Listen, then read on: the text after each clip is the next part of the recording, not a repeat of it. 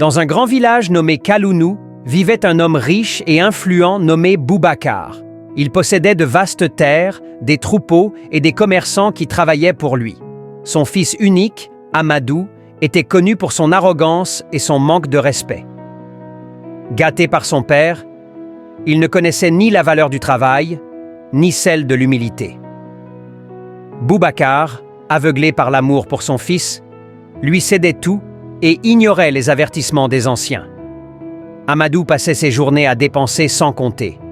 Vêtements luxueux, chevaux de course et grandes fêtes. Il se moquait des villageois modestes et refusait d'écouter les conseils des sages. Mais ce comportement allait bientôt conduire à la chute de sa famille.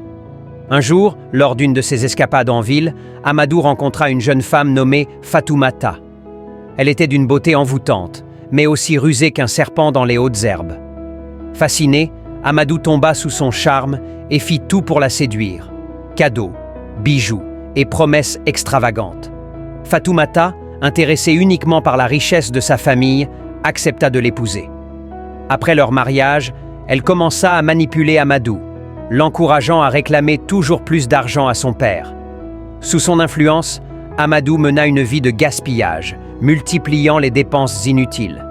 Les champs et les troupeaux, autrefois prospères, furent négligés pour financer leurs plaisirs. Les avertissements des villageois furent ignorés.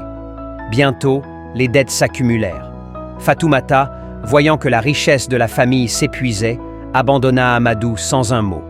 Elle partit en emportant ce qui restait d'argent et de biens précieux. Amadou, désormais seul, retourna chez son père pour découvrir une terrible vérité. Leur fortune était anéantie, leurs terres vendues et leurs maisons saisies.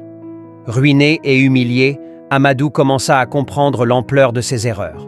Son père, bien qu'amer, lui dit « Tu n'as jamais appris à respecter les autres ni à travailler pour ce que tu possèdes.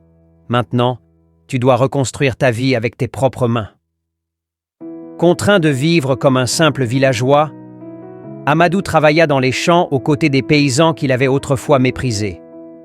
Jour après jour, il apprit la valeur de l'effort, de l'humilité et de la générosité. Des années plus tard, Amadou, transformé, devint un homme respecté pour sa sagesse et son travail. Il enseigna à ses enfants les leçons qu'il avait apprises. La richesse matérielle peut disparaître, mais une éducation solide et des valeurs morales restent à jamais. Leçon de vie. L'arrogance et le mépris des autres mènent à la chute. La richesse ne vaut rien sans la sagesse, et seule l'humilité permet de reconstruire après l'échec.